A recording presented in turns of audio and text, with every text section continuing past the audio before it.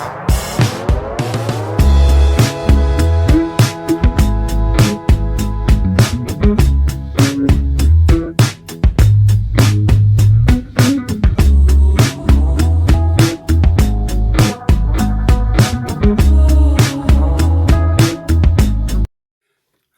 my name's Max.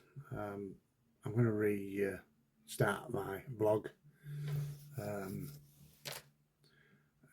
If you look, previously I've done some videos on Land Rover renovation project that I had back in 2001. Anyway, I did as much as that as I could and ended up selling it. I didn't complete that. COVID finished and I was released out of my back garden. I could go out again, so that didn't last very long. And after that, me and my wife started travelling around. We've got a caravan. We've always had caravans. We've had caravans 30 years. And we started travelling around and just enjoying ourselves, really. And we had a good year. My dog, Nino, who was a deaf boxer, you'll see on the videos of the Land Rover, he was never far away, always laid in the biggest pile of muck he could find. And he joined us travelling, and we did some, went around, did some pretty good visits, mainly around UK. Yeah. And then unfortunately he got ill in 2002, and we ended up having him put to sleep. It was 13, so he had a good innings, and definitely we got him from age of 4. He'd been mistreated, and we got him as a bit of a mess really when we got him, but we brought him round and he had a good 9 years with us.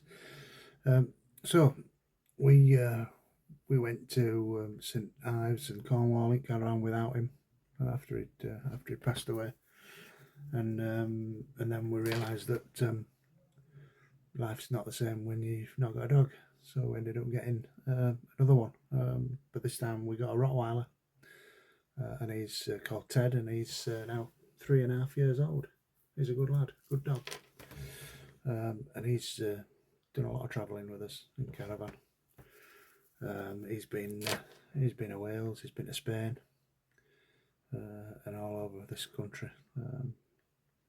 He's good at Caravan. He's a good lad. He has his own set ways, and he does his thing, and he doesn't venture off pitch. He's pretty good. Anyway, the majority of my caravanning is spent in caravan sites, and that's really the reason for me reintroducing this vlog. And basically it's because campsites have got so expensive. It's mad the amount of money you can spend on a campsite these day and age. I was a member of Caravan and Motorhome Club and Caravan and Camping Club, but when you pay the yearly fees, and then they're charging you £46 a night on top of yearly fees, it's just too much. So we came out of those, and we started going doing pub stops and stuff and that sort of thing in the caravan, and we searched for these places on Search for Sites and Park for Night apps, which are pretty good. Anyway, like I said, we went to Spain last year for 3 months, and toured the caravan down there. We went to Santander on the ferry and then toured the caravan down to Marbella. We did 3 months and it was brilliant, but we stayed on one site. £2,000 to stay on a site for 3 months. A lot of money. So I follow a lot of people on Van for Life sites, YouTube and TikTok, and sort of like my experiences of being told where you can park a caravan and where you can't park a caravan and what you can and can't do in a caravan has got me thinking a bit, really. And you look on Search for Sites app and you pick a pub stop and you look at the pub stop and straight away it says caravans not allowed.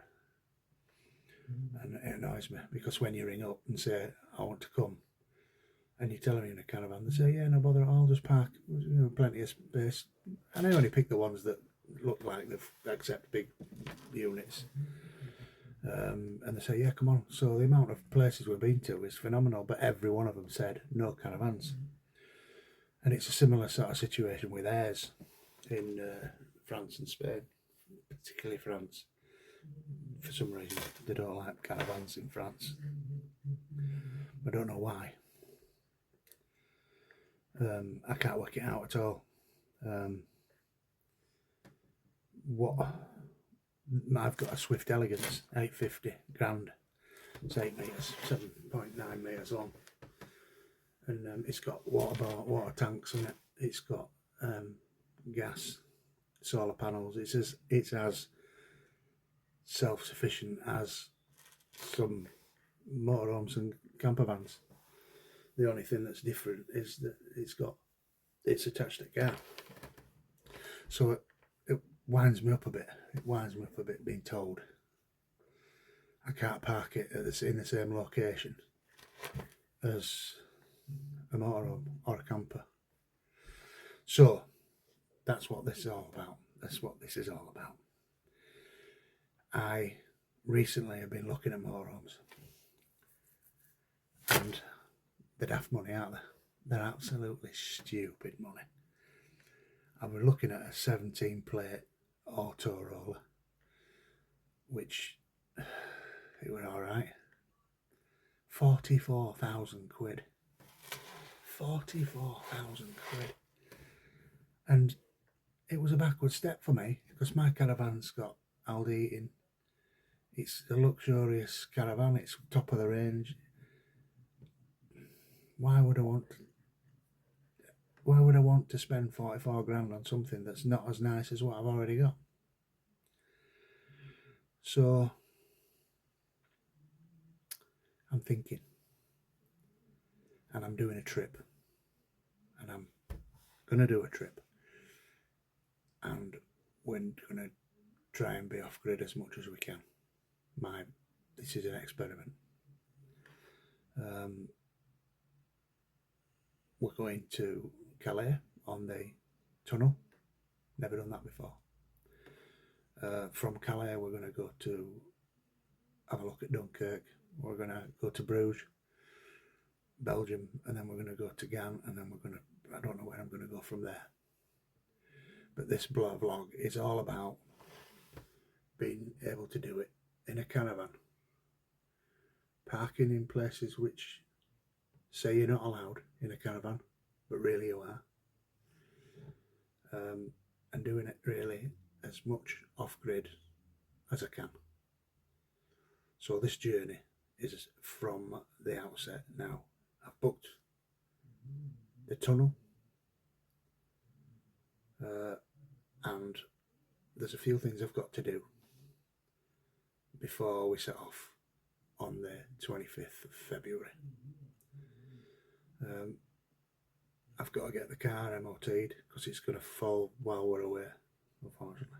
It's in a problem. It's a Mitsubishi Shogun. It's a good car, low mileage, so it's no problem. It should pass.